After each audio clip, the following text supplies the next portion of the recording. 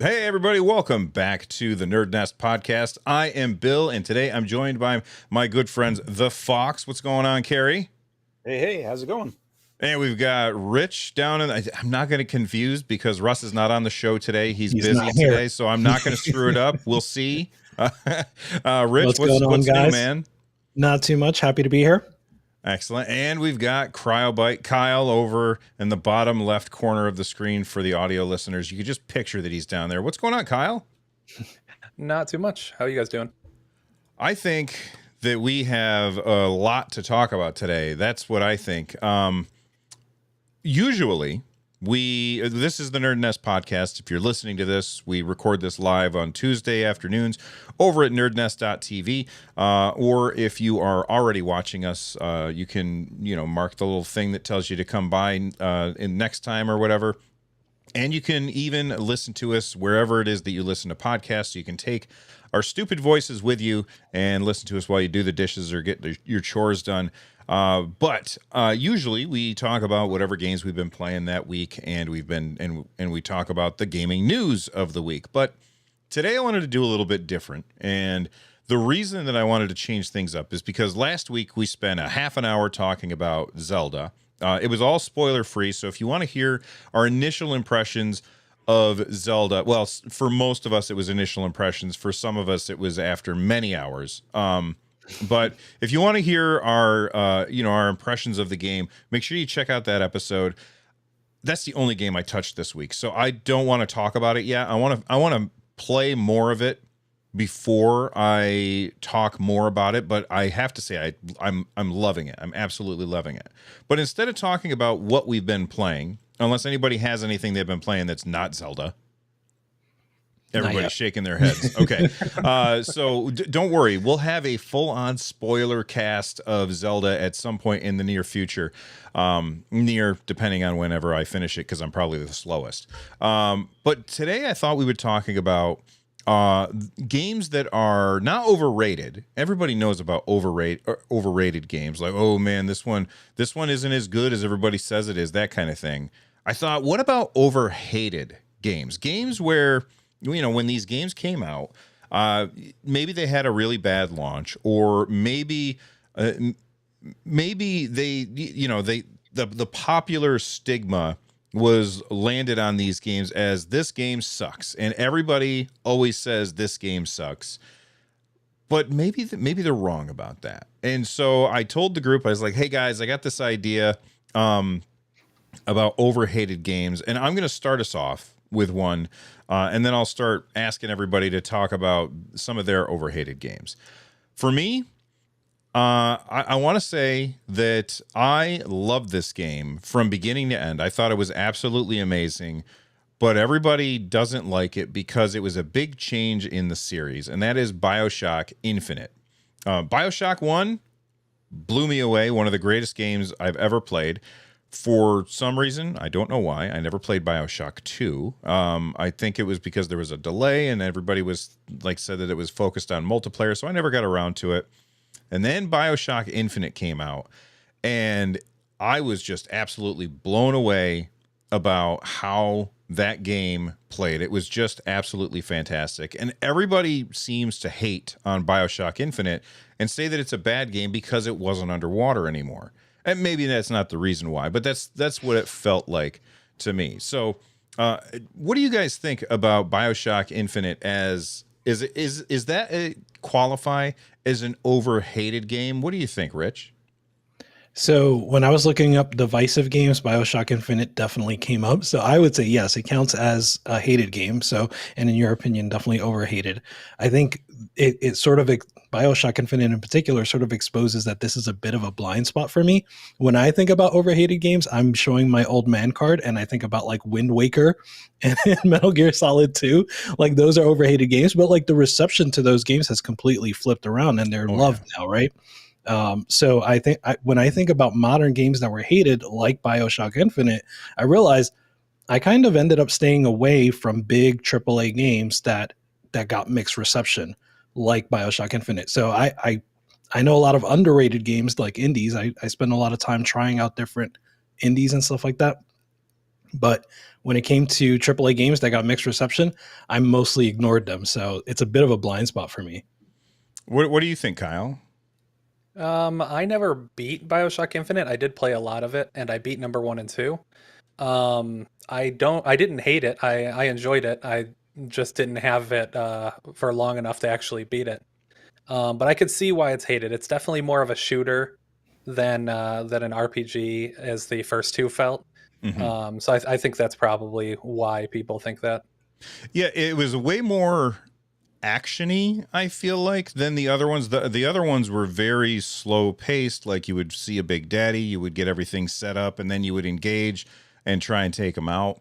And then in Infinite, it was way more run and gun, especially the parts where, like, the thing that I loved, and I think a lot of people hated, is that you had that NPC with you. I can't remember her name. She's with you the whole time, and people are like, Elizabeth? I hate escort missions, but I loved when you would run out of ammo and you would be like, give me some ammo, and she would just chuck it at you from across the room, and you would catch it and load your gun, and that felt awesome. Fox, did you ever get around to playing that game? I did, yeah. I finished. I've played all three of them to completion, and I think that for me, I kind of get the understanding, and I'm totally in alignment with you guys. Is that Infinite strayed from its original path in multiple ways, in that it was still kind of steeped in its kind of twisty nature that was just whatever, and its socio-political kind of stance of like kind of showing these different worlds that you're in these worlds on that stance. And I think that Bioshock 1 just nailed it everywhere, like literally everywhere. And the moment that it happens at the end, you have the Pixar flashback where you're like, oh my goodness.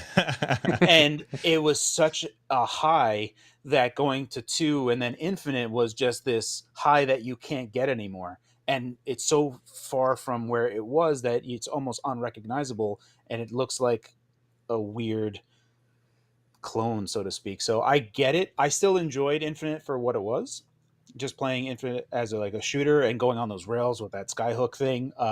It was fun, but it didn't move the needle like Bioshock 1 did. Yeah, I would agree that I prefer Bioshock 1 to Bioshock Infinite. But that's the thing, is everybody looks at it and they're like, it's not Bioshock 1, so it's hot garbage on a stick. And I just don't think that that's necessarily fair. Now, we've been talking about Bioshock Infinite. I think that this is a good way to transition to Carrie, one of the games that you feel is overhated, and that is? That's Halo Infinite for sure.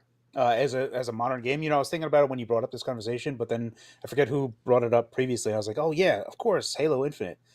This is a game that I think a lot of people had a lot of different expectations for, and there was just such a large amount of people that had too many opinions, and we were in this new area of Fortnite and how to do season passes and what to expect out of it. And the closest allegory that I could probably produce here is that when I was young, I enjoyed going to arcades and I enjoyed playing arcade games because they were fun. And then Chuck E. Cheese came along and you played games to get rewards. And I see this as the same thing that has happened with these games, is that I play Halo Infinite because it's fun and it is tight. Like, the multiplayer is fantastic. I don't care about cosmetics. I care very little about them. That's not the draw for me. But I feel like when I see this, people are like, oh, these reward structures are awful and progressing is terrible. I'm like, what progressing? Just get better. Just play and have fun. And it's again, probably another old man ranting type of thing, but yeah, I just feel like there's different parts of there, and people that were big on Halo 3 and Forge, that's a generation of gamers that were on 360. I still liked Halo 3, but Halo 2 was where I really felt everything was, and Halo Infinite really does a fantastic job. So I think it is overhated, and there is this bandwagon of people that don't just want to hate on it because it's Xbox and whatever and all of these other things, and you have the Craig face and all the other stuff. So it's like, I think like there's just all of this momentum just to like want to make it not good, but it's actually a really awesome game. So I got to admit that it wasn't until, what year did Halo Infinite come out? 2 years ago? 2020. Sure. 2021? We'll say 2020. Whatever year it was, it doesn't matter. The year that came out was the first time that I played Halo. Like, I had never played a Halo game before that. I didn't have an Xbox, like the original Xbox with the Duke controller. And the Xbox 360, I ended up buying, and I played mostly RPGs and Orange Box. And I never played the Halo games. But when Halo Infinite was like getting close to coming out, I was like, well, I have Master Chief Collection on Game Pass, so I'll check it out. And I played Halo 1 like from start to finish in a weekend, and I loved it. I was like, oh my God, this is amazing. I played Halo 2. I got to the part where you're not Master Chief anymore. You're like the alien dude. And I was like, I don't really like this so much, and everybody's going to be mad at me, and I don't care. And I kind of noped out of there and never played it again. And then when Halo Infinite came out, I played it, and I played through the campaign, and I loved it. And I played the multiplayer for many hours, and I loved that too. And I'm also like you, Carrie. I don't care about playing dress up. Like, that is not something that appeals to me. And even if it did, the cosmetics in Halo Infinite are stupid looking. Like, they are very samey all across the board. Everybody looks the same. And it, like, the coolest thing is like when you shoot somebody, like a skull will show up or something. I don't care. I bought a battle pass just to try it out, and then I never finished it. But I really, really did enjoy the gameplay, if not the metagame. Kyle, is the metagame important to you, or is it just the moment-to-moment gameplay? I don't really care that much about the metagame in most games. I mean, I will in maybe like a single player game that's that you can become kitted out at by the end. But like usually, I don't care about the metagame too much. All right. And what about you, Rich? Yeah, I'm pretty similar. I don't care about dressing up and stuff like that. It's definitely the moment to moment for me. And I felt the same way with Halo, especially because I only played the multiplayer a little bit. It satisfied my needs, but like the single player, the campaign was really good. So I really enjoyed that. Yeah, I had that grappling hook is just the coolest friggin' thing ever. And every time a game has a grappling hook, like Apex, Apex Legends. Thank you. Apex Legends, the robot man with the grappling hook, that is so incredibly fun. It's just the traversal in that game felt really, really good. And the world was just huge, absolutely huge. So I loved it. Kyle, what's the game that you wanted to bring to the table that is overhated? I mean, we mentioned it briefly last week, but Banjo-Kazooie Nuts and Bolts. I played both Banjo-Kazooie and Banjo-Tooie when they came out on the N64. And then when Nuts and Bolts came out, I was surprised. It wasn't the same type of game, but I played the entire thing beginning to end. I loved it. And I am staunchly in the camp that it was way ahead of its time. Nice. Very cool. I never played that. Any of you guys play Nuts and Bolts? Because I've never played a Banjo-Kazooie game. Everybody's going to be mad at me. Go ahead. Yeah, I actually played Banjo-Kazooie and Banjo-Tooie on N64 as well. Really enjoyed the first one more than the second one, but I still enjoyed the second one. It was refined in a lot of ways, but I felt it was, I don't know, I guess a bit samey, but I have to revisit that again. I just felt like when I was playing it, I wasn't feeling it as much. Nuts and Bolts, I played and bounced off real fast, but I don't think I gave it a fair shake at all, and I was really in the mindset of like where that game should be. And I was expecting more of like a platformer, Super Mario 64 collectathon, but very specific. Like, it's not just nonsense collectathon. It is, but I mean, there is. It's not Donkey Kong 64. There's a way to do collectathon stuff, and Banjo-Kazooie did it well, and obviously Super Mario 64 did it well. And I feel like those just had a better progression of when you were doing that type of stuff. So that was where my head was, and I don't think I was ready for it. And Rich, he had trouble thinking of something. So he asked his community over at youtube.com/fanthedeck. And Rich, what did they say? They had a lot of good ones. So, and some of them are in the chat too. So Emilio, my friend Emilio, he pointed out the Bureau, XCOM Declassified. He said that was pretty good. It's not the XCOM that people expected, but it was still a pretty good game. What else? Gotham Knights. I got a couple votes for Gotham Knights. Was actually better than expected. I haven't given Gotham Knights a try, but I'm Me curious either. now. Yeah, I me think either. I feel bad now right? because I totally was like, eh. Same. Yeah, and it was something like the whole Arkham series, even like the low moments for me have been enjoyable. So I feel like I should have given that a try. So I'll give that a try. Darren mentioned Days Gone. I haven't played Days Gone, but I've actually heard good things about that. So I was, yeah, I'd like to check that out. And then, yeah, Sorry, yeah, just to touch base on that, I think Days Gone did get actually a bad shake as well. I remember when reviews came out, people were harsh on it, but I remember a few people playing it and kind of defending it, but we just ragging on them. And I didn't even play it, right? It's just like, but look at these yeah. reviews.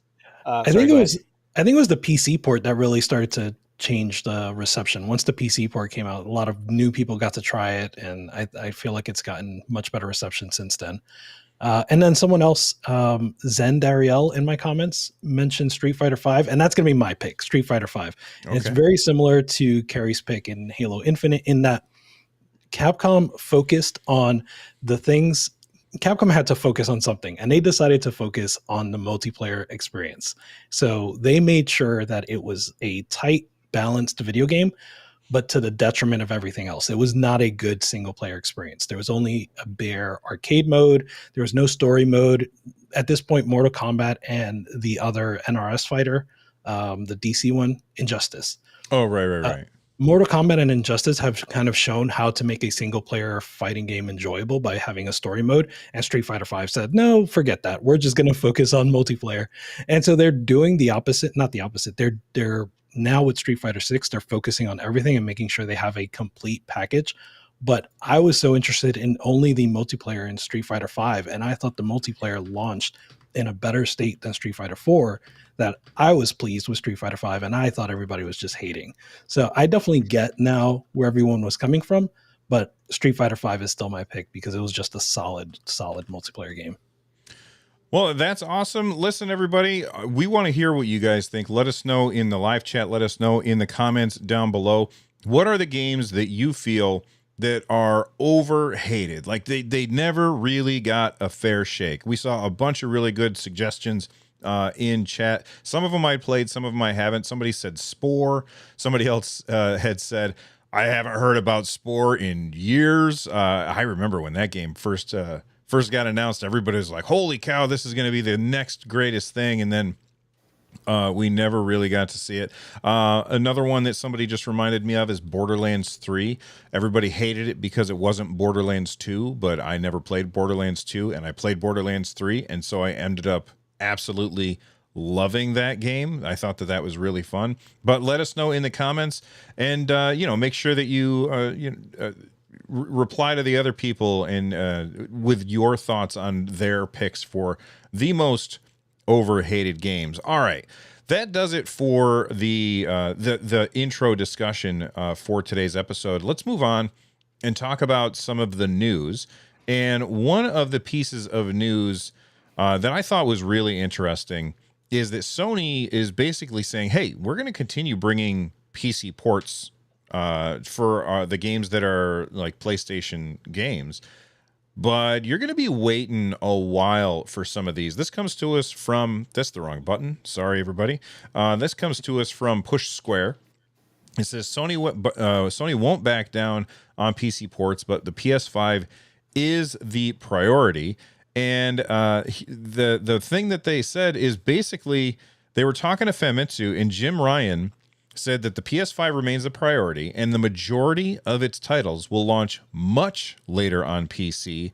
And then he said 2 to 3 years may be the sweet spot. So the conversation that I think I want to have here on the podcast, and of course in the comments and stuff as well, how long are you willing to wait for some of these games? Because, like, if a game that is currently on the PS5 comes to PC in 3 years, are you still interested, or are you probably going to be sitting there saying, well, I already missed out on it, so I'm just going to play something else instead? Kyle, What do you think? Do you think that 3 years is too long to wait to bring these newer PC ports to, or newer PlayStation games to PC? I don't think that it's necessarily too long. I think that it sucks for PC gamers, obviously, but at some point there has to be a tax that Sony leverages to make their money back on the loss leader of a console. So locking it behind a 2 or 3 year window makes sense to me. I also don't mind too much because my backlog is huge. So when it does make it to PC, I might be freed up a little bit and I can actually play it, which happened to God of War. I didn't play that on PlayStation at all, but I played it when it came to PC. But I mean, 3 years might be a little long, but I would say 2 years is probably a good middle ground, and I wouldn't mind that. So these are games, not all of them, obviously, but some of these games are $70 games on the PlayStation. And then a lot of times we've seen that when these companies re-release their games on PC, sometimes they are very reasonable about the price. And sometimes they are not reasonable about the price. And they're like, this is also $70. Now, I have often said that, hey, it's new to me. For me, it is a new game, so I don't mind paying like full game price. But $70 for a game that's been out for 3 years, like that does kind of sting a little. What do you think about that, Rich? Do you think that like if we wait 3 years for a game to come out, are you willing to spend $70 on it, or are you going to say, I think I'll wait more? If it's Bloodborne, I'm spending $70 today. Right? So yeah, Austin Say mentioned waiting on Bloodborne remake on PC. I'll never stop waiting. So yeah, I'm right in that boat. So do I think it's right? I mean, I don't think that every game should come over. If it's coming over 3 years later, that it should be a $70 game, $60 game, full price game. But I think that the games that are popular enough are going to warrant that, and that's just how it's going to work. But yeah, I think that it will sting for some games. Like if I think Horizon Zero Dawn is one of those games where, or is that the name of the sequel, or is that the name of Forbidden West? Forbidden West. Okay. That's a game I'm interested in. I'm probably not going to spend more than $40-$50 on that one. So if it eventually comes to PC and that's $70, I'm not buying that. So that's just me personally. You bring up Horizon, whatever it's called, and like this question is for Carrie. They just released Horizon Zero Dawn on PC not too long ago. Do you think that they could really have nailed some, not marketing, but they could have capitalized on some hype by releasing the sequel sooner and getting them way more sales that way? Or do you think that making people wait is going to help out? What do you think, Carrie? Oh, Carrie's distracted by a shiny thing. Sorry. So the basics of this is like, I think that Sony is still trying to navigate their way into PC and trying to understand what they need to do there. And they've been buying, like they bought Nixxes. They're starting to work more with Iron Galaxy directly. So you see them starting to dip their toes into the PC space, and I applaud their efforts. Right now, my feelings are that Jim Ryan is saying things that he needs to say just so that PlayStation fans can remain happy, because he has said things that have meant nothing almost immediately, like we believe in generations.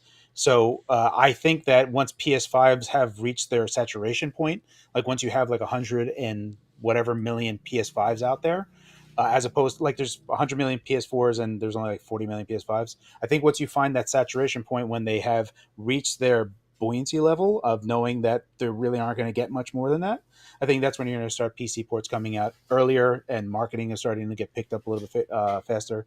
Then they're also going into gas type of stuff, games as a service, and that would be foolish of them to limit that to one platform, because those types of models require more people. So I think you're going to see the gas games at least come day and date soon, and every PlayStation fan is going to dismiss that. They're like, well, those games don't count anyway, those are just gas games. because that's the thing that they are. But as we really look at it, when you look at the actual exclusives that are on PlayStation, there are very little. As it applies to your question of marketing, for sure they need to do better, and they are kind of almost scrambling around. But Sony is a behemoth. They are this big conglomerate that kind of, they have so many different hands that are moving, and other hands slap other hands.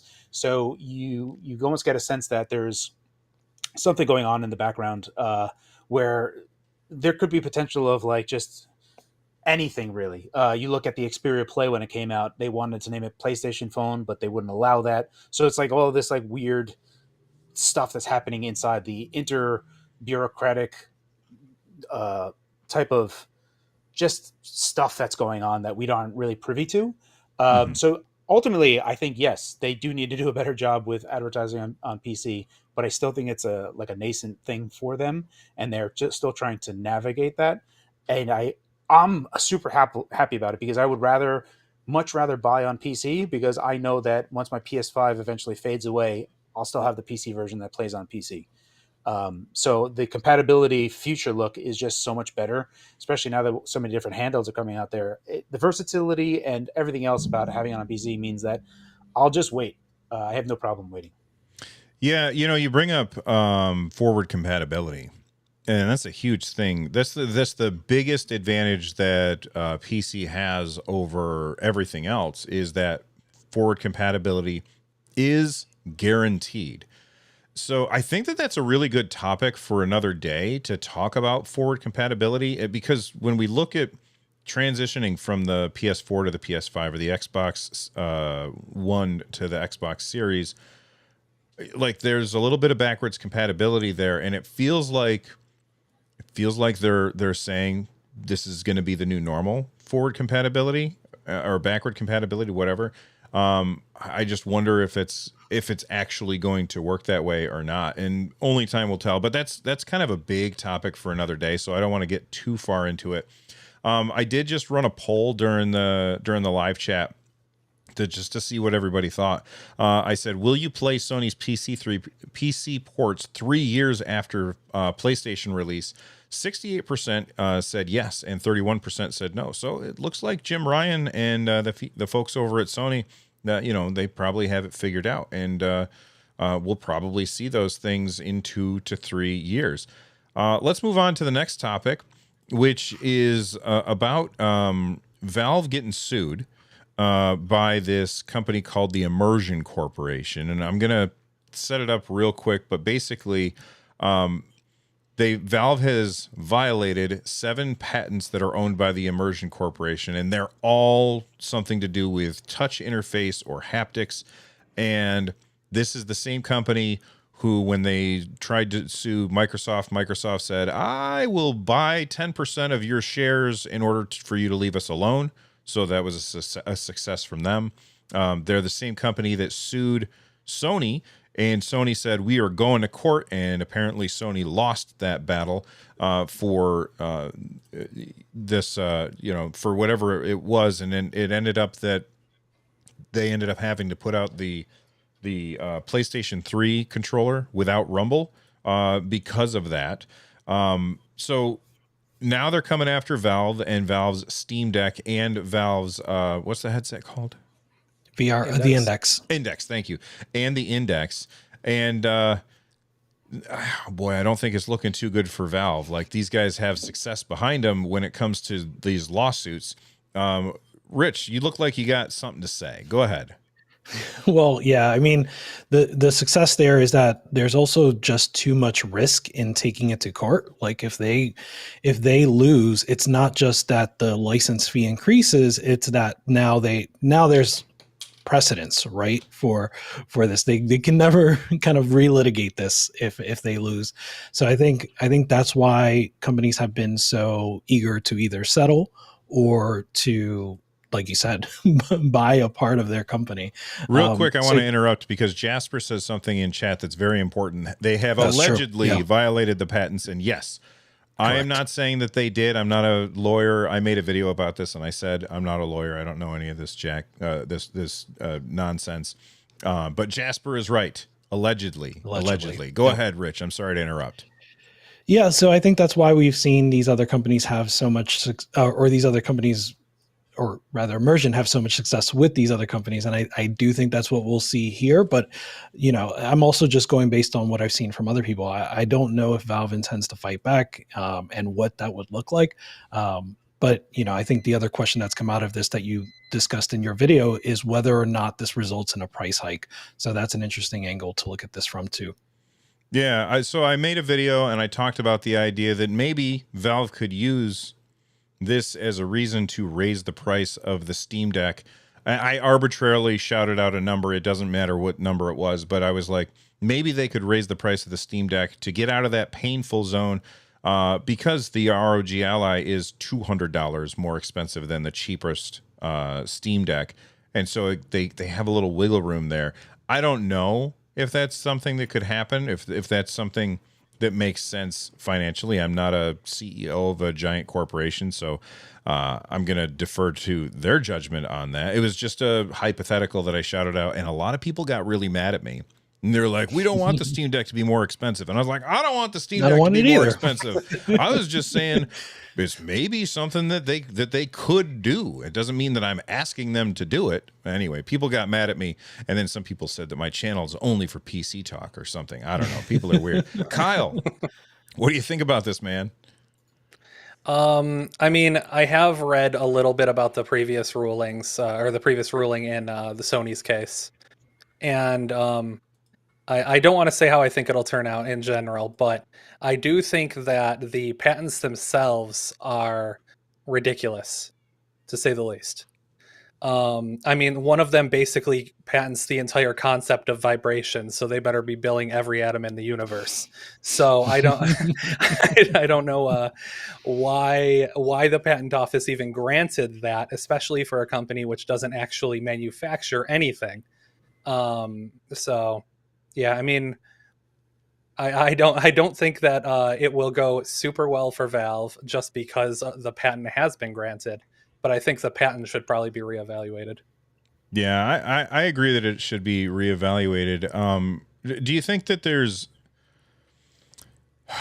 like Valve has run into issues with lawsuits before, and I posit that that's why the Steam controller has vanished, because they got sued and lost. Although I guess that's going through relitigation through what's it called when they do it again? Appeal. So they're like doing appeals or whatever, and I guess Valve won on appeal, so then it gets re-appealed again. Carrie, what are your thoughts on this story? I'm in agreement with everyone else. I don't think anyone is like, yeah, good for Immersion. They deserve it.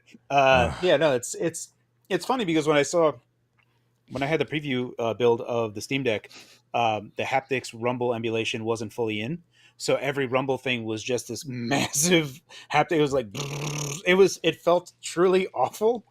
But I mean, I was just like, okay, I know this is gonna get fixed because this can't ship like this. Yeah, going along those lines, when I was thinking, I was like, oh, that's interesting. They use the haptics to emulate Rumble. This is probably to get around immersion. That's pretty clever. Good for them. And then I saw this lawsuit and I was like, oh, come on. They did all of that and didn't have good Rumble. Like, if this was gonna happen anyway, just put better Rumble motors in the Steam Deck, because Rumble isn't great on the Steam Deck as it is. It's okay, it's passable. You put your thumbs on the touchpads and you'll just like absorb all of the Rumble there is. I feel like there's a bit of defeat there with this whole thing going through, because we could have just got better Rumble to begin with, potentially, right? Like, I don't think the price would have gone up that much more if they put in different types of Rumble motors in there, as opposed to just leveraging just the single haptics engine to do it. So I feel like there's a bit of defeat in there, and I thought Valve was clever and they got around this.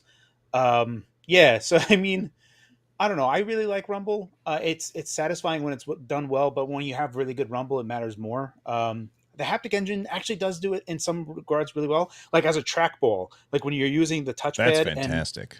Yeah, when you like an arcade trackball, right? Like when you used to roll it, it feels like that on my thumb, and I was just like, I super love that. So that's an avenue where I think it's absolutely fantastic on the Steam Deck. But yeah, along those things, it's pretty. I'm like gutted about the whole thing. To be clear. And yeah, it was with the 6-axis before. That's when Sony said Rumble is last generation. Because if Rumble's last gen, That's dumb. It's no And then good. they were We like, don't need it yeah, anymore. yeah. And then they had the DualShock 3, and they said, "Oh, it's actually good. We got this." Well, I worry that this is going to be bigger than just like, they got to pay us for every Steam Deck that gets sold or every index that gets sold, because this quote from the Eric Singer, the chairman and CEO of Immersion, here's what they said. While we are pleased to see that Valve recognizes the value of haptics and has adopted our haptic technology to its handheld video game system and AR/VR systems as part of its effort to generate revenue streams through the sale of hardware, games, and other virtual assets and advertisements, it feels like they want to go after Valve not just for hardware, but because they're selling games that use like they are selling a game that uses Rumble in the Steam Deck, and so they're like, we can get you for that too. Give me some extra money. And Yes. just the way that they phrased it seemed so nefarious. I actually read that part of the litigation, and it does seem like they're going for anything that can utilize the Steam Decks or Index's haptic functions, even third-party games. Again, not a lawyer, but that sounds like they are trying to posture so that Valve comes to the table for settling. Mhm. Like that doesn't seem like they would really reasonably try to argue that in court. Well, people have done less reasonable things in court and won in the past, so only time will tell. The question is for all of you, what do you guys think? Is this going to happen? Are they going to win? Is Valve going to back down? Let us know in the comments down below what your thoughts are. I have not actually read this topic that somebody had posted. I don't think I did anyway. Somebody posted I think this it was me. in the show notes, and I was like, ooh, that's interesting, but I haven't had a chance to read it. So this is the Call of Duty is taking the wrong page out of Nintendo's book, and it's coming to us from GameRant.com.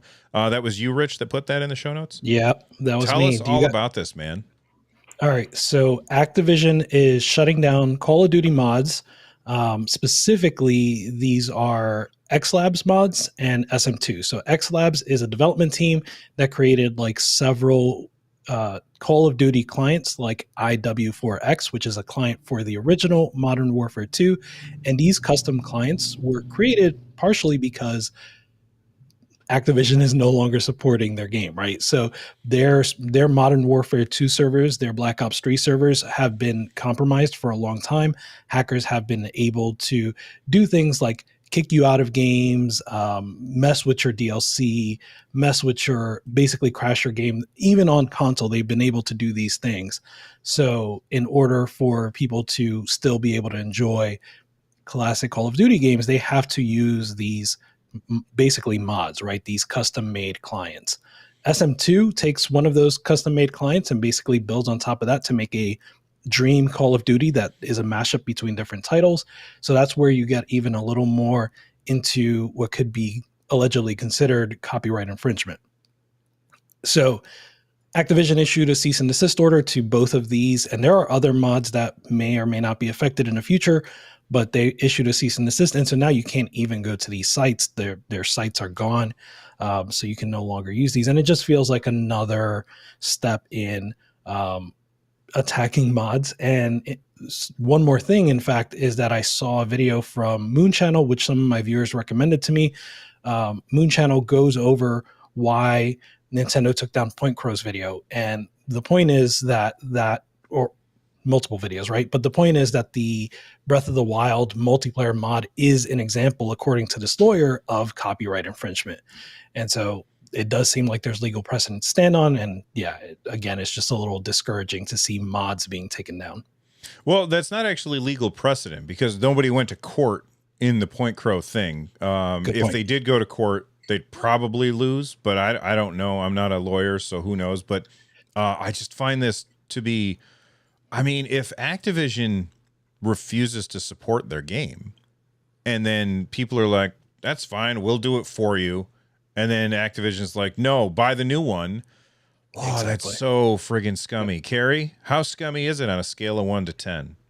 That's pretty scummy. That's like That's on a scale out of 1 to Nintendo, right? So yeah, that's full, you never go full Nintendo, but yeah, they definitely they did.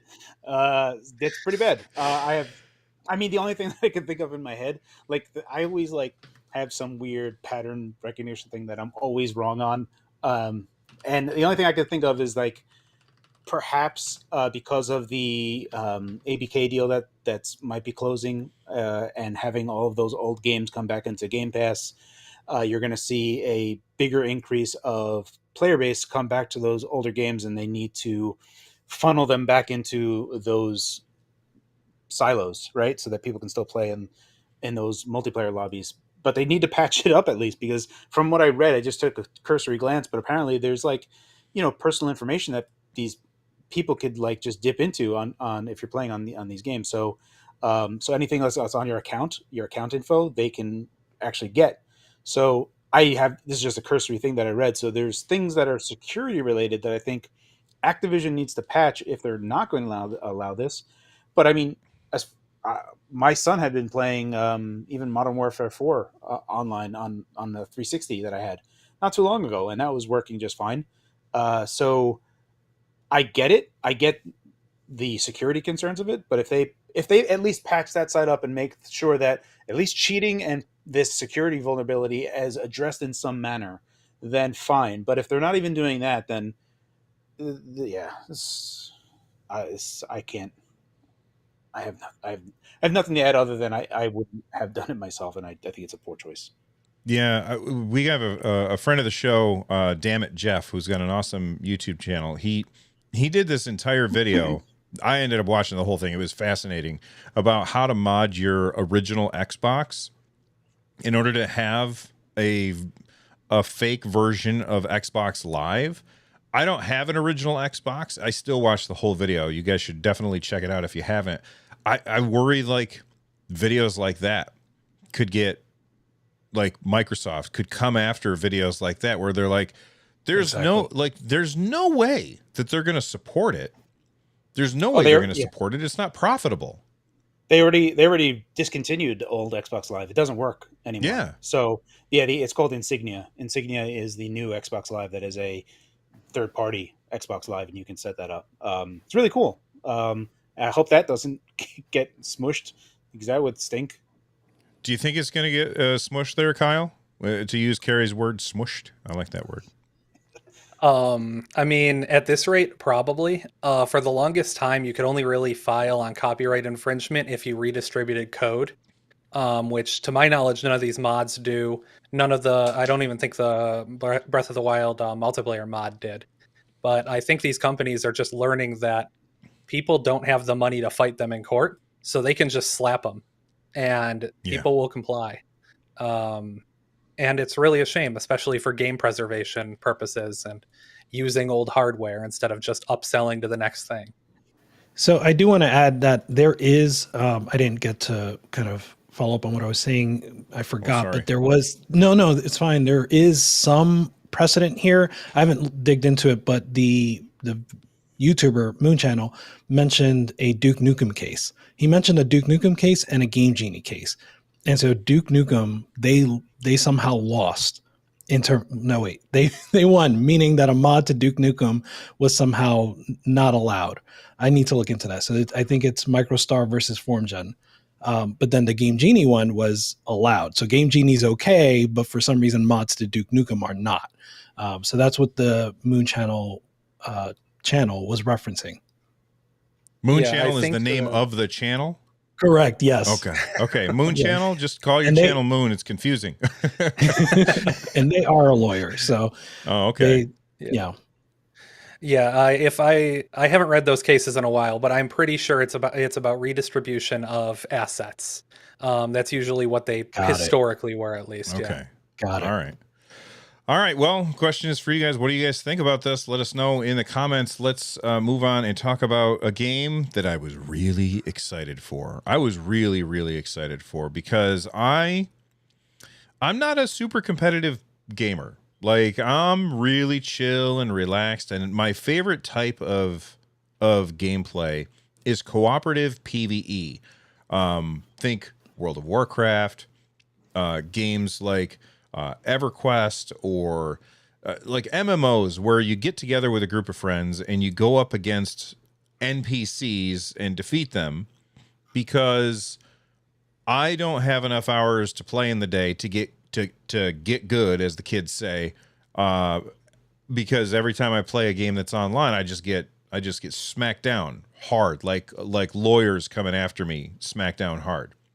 And so, one of my favorite shooters of all time, my favorite multiplayer shooter of all time was Overwatch.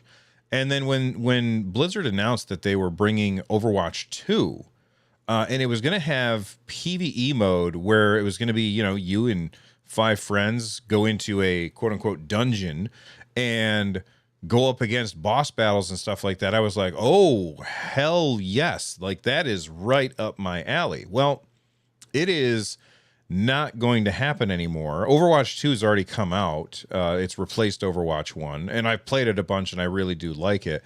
But I was really looking forward to these hero missions in PvE mode where you could, like, play as Soldier 76 and go in and do the Soldier 76 missions, and then play as, I don't know, Mercy and do the Mercy missions or whatever, and then play your characters and have, like, talent trees, the stats that you pick, and then basically go into dungeons and play against not other people, but against bots and stuff. And apparently they're not doing this because it's just too hard for them to run a live service game and develop the PvE modes at the same time. This is something that I was really looking forward to, and now it's gone. Carrie, were you ever interested in playing these modes? Oh yeah, I mean, there is a segment of like things that are inherently PvP or PvE and not having the mix and match of both of them. There is a big fascination to me about that, and I really like the balancing effort towards that and the progression insofar, not as cosmetics, but things that you can think of like Diablo, right? You're getting loot and stuff that is upgrading your character. I love that type of stuff. So having that twist inside of Overwatch would have been really, really cool.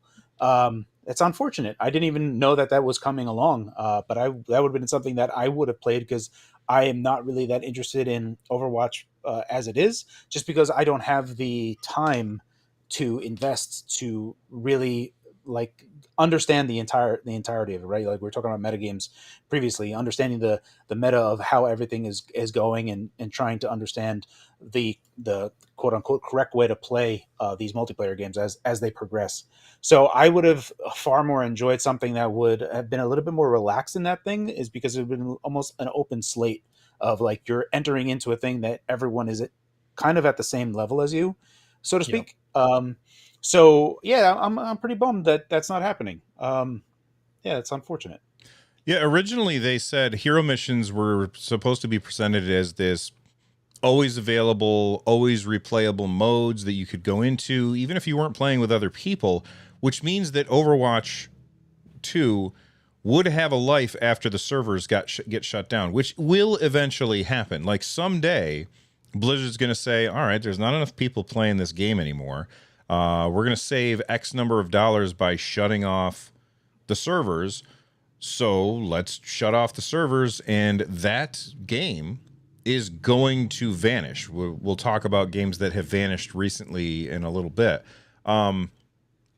Jared Nias, I don't know how to say his name. Jared Nias, who is the executive producer, he said, with everything we've learned about what it takes to operate this game, it's clear that we can't deliver on that original vision for PvE that was shown in 2019. Kyle, what do you think, man? Do you care about Overwatch, or are you somebody who just likes the single player games? Would this have pulled you into Overwatch otherwise? I'm usually not into competitive shooters. Overwatch was the one that I would sometimes boot up.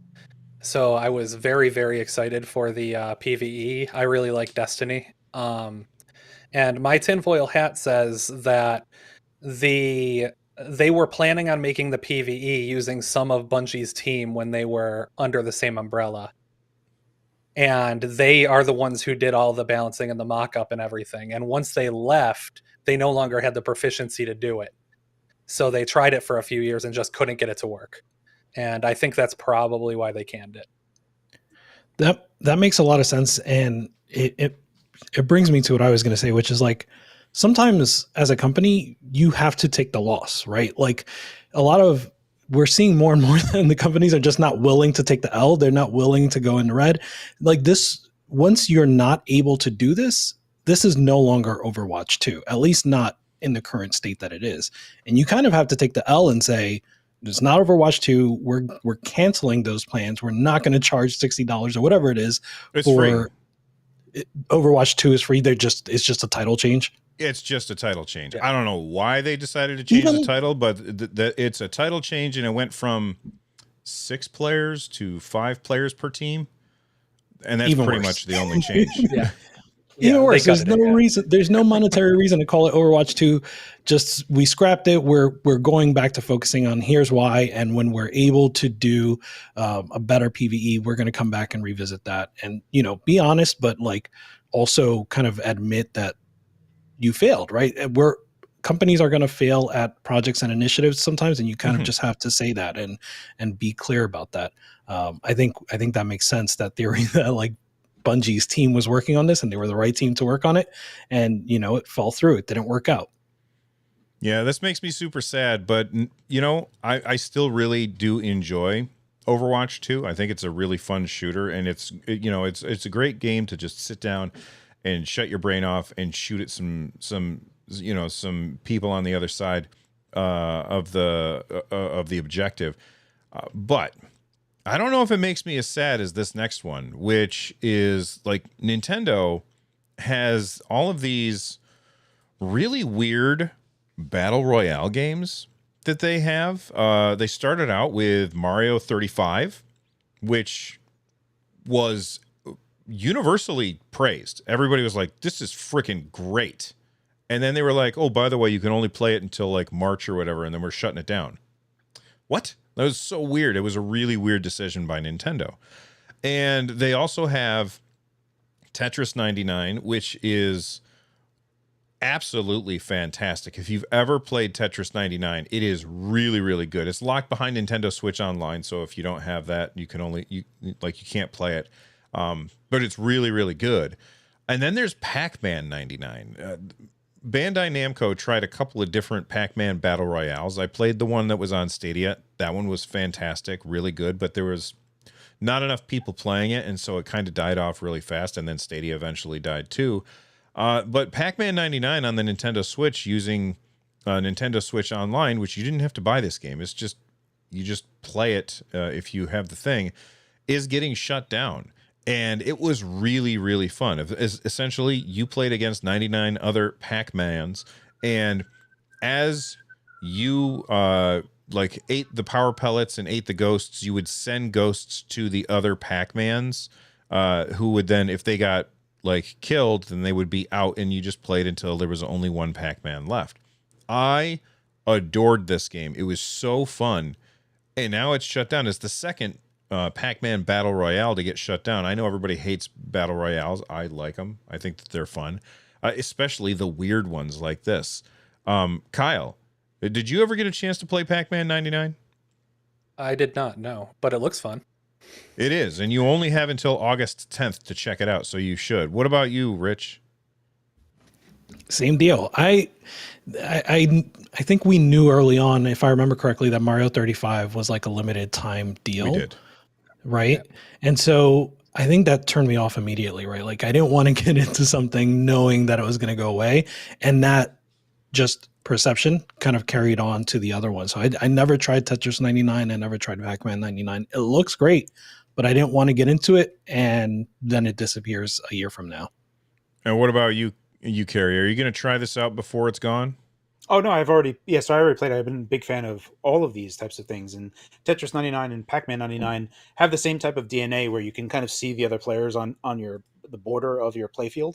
Mm-hmm. And you have like a good sense of where things are going. And you have some kind of directionality of how you want to send ghosts to either the best player or to spread it out. So you actually have some decision-making skills that you can while you're in the mix of everything. And it's a lot of fun.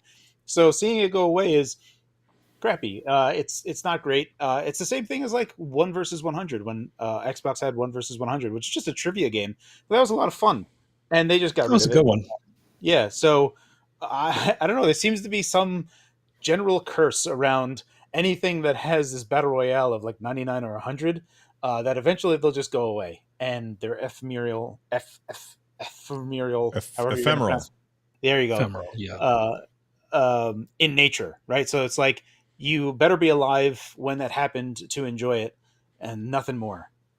Yeah, Kyle mentioned this earlier. He talked about game preservation. Like, this is a game that is going to be lost forever. It's gone. Like, after August 10th, this game will not exist. Just like Pac-Man Mega Tunnel Battle, I think is the name of the other battle royale that they had. It was like 35 other Pac-Mans or whatever. That one's gone. Mario 35 is gone.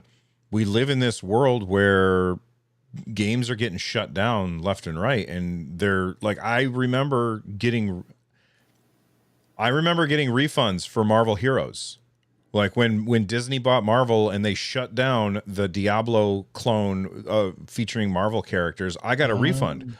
Nobody's talking about whether or not people who spent money on playing dress up in these games are getting their money back. You know what I mean? What do you think about that, Kyle? Do you think people are going to get refunds, or is Nintendo and Bandai going to say to you? There is no way they're getting a refund at all. Not a chance. You never None. go I full mean, Nintendo. Yeah, I mean Nintendo is stingy with their refunds for the games that you buy from their eShop that are their games and you play for less than an hour. There's no way they're going to give you a refund for a cosmetic in some arbitrary battle royale. Yeah, Jason Will in chat says it had paid DLC too, right? It did, and I guess you can also like play it offline against bots, but that is not the same experience. Like, that's terrible. Nobody would actually want to actually play it offline against bots. That's just a goofy thing. All right, we've been talking about things that are making me really, really sad. So let's talk about something that I am hyped for, and that is that System Shock Remake has gone gold. I am really excited for this because I have never played the original System Shock. I think I have System Shock 2 on Steam, and I loaded it up and I was like, boy, it doesn't look very good. I'm just gonna wait for the new hotness, because I believe when System Shock originally came out, I was obsessed with some other game at the time, either Ultima Online or EverQuest or something like that, because those games are my jam, and I feel like I missed out on some really, really good ones. But System Shock 2 is now gone gold. The tweet says, on behalf of Night Dive Studios team and all of our partners, thank you to the fans for supporting us throughout the game's development. We can't wait to get it in your hands on May 30th, which is just 7 days away. I still have barely scratched the surface of Zelda, and I have Diablo 4 breathing down my friggin' neck. Final Fantasy coming soon. Fantasy's coming. This is going to be like the greatest couple of months of gaming ever. Rich, you just jumped in. Talk about this. Are you hyped for System Shock Remake? I am extremely hyped. So I also never played System Shock. In 1994, when this was released, I was not a PC gamer at all. I was full Super Nintendo, PlayStation, whatever it was, whatever console was around that time. And by the time I got into PC gaming, even though I would look at retro games, System Shock already had a reputation of being one of the less accessible retro games. So I was like, okay, maybe I'll try other stuff like Thief and Deus Ex and come back to this one. But I did play the demo for System Shock, the Night Dive demo, and it was great. And just in general, I love everything Night Dive does, right? So they've remade Quake, or helped remake Quake. They've helped remake Doom 64, and just all of their. Oh, what was the other one? The one that takes place in like Egyptian sort of setting, Power Slave Exhumed. I've never heard of that. That's another good one. Yep. So they have a great reputation. I like everything they do, so I'm ready to jump into this as soon as it comes out. What about you, Kyle? You getting in? You gonna head up to the space station or the Citadel station on May 30th and face Shodan? I don't even know what I'm saying. It's just on a tweet. Is that what's gonna happen? Probably not on May 30th. I'll still be playing Tears, but I am going to get it. I wasn't sentient really whenever whenever it came out the first time. I was still in diapers, but I played a bunch of System Shock 2 a couple years later. I was more of a Deus Ex kid, but the System Shock 2 was a good time, so I'm definitely excited to play the origin of the series. What about you, Carrie? Did you play the original back in the day? I did indeed. I was actually looking it up when I was looking up the release date. I was like, when did I have that? Because I don't know if I had a Packard Bell or a Gateway 2000 at the time. You just brought me back. Yeah, because I'm trying to remember like what machine I had, because I can remember the living room that it was in, and I remember playing System Shock and being absolutely frightened out of my mind playing this game. I was 12 or 13 at the time. And I was absolutely just like petrified. I remember I didn't get very far into it. I think I only put like a few hours into it, but the atmosphere of it and playing on my computer was just it was pretty big for me. So yeah, I have fond memories of it, even though I only had like played it for a bit, but I really enjoyed it. So when I see some new stuff about it, it brings back, I have those flashback moments for myself, and I'm looking forward to jumping into it with where I am now. So yeah, I'm looking forward to it. I'm worried I won't be able to fit it in. You know, I think it was Kyle that said earlier, he's like, my backlog is huge. Everybody has these massive backlogs of games that it's just so hard to get through. And then we just had Zelda, which is going to be multi-hundred hours for me easily. Diablo 4, which I will play for years because I love the Diablo games. Plus Final Fantasy, which has like, I think they said it's like 30 hours of just cutscenes. That's just the cutscenes, for crying out loud. I don't know if I'm going to have time to play this, and I really, really want to check it out because it feels like I missed out on something really awesome. Ian Walters in chat says, my first PC was a Packard Bell 46SX. I remember I had the first time that I recorded something for a podcast was back when I was watching the All Games Network, and they had me do Arcatan's Arcade, which is where I would talk about, or not Arcatan's Arcade, RPG News. With Arcatan. That was my old handle. And I recorded it on a Packard Bell microphone. You remember the long, skinny microphone that had like that bend in it? That's what I recorded my first thing on a long friggin' time ago. Oh, man. Just so many memories. All right, guys. We have covered a lot today in today's episode. So make sure that you leave a like and a comment and all of those things that you do on YouTube. Kyle, tell us about your latest video or your next video. What's happening with you? My latest video was posted over the weekend, and it is a first look, like it's like a 20-minute video about the One X Player 2 and comparing it against the Steam Deck a little bit. Awesome. Speaking of comparing things to the Steam Deck, Carrie, you just put out a video, your review of the Asus ROG Ally, right? When did that go?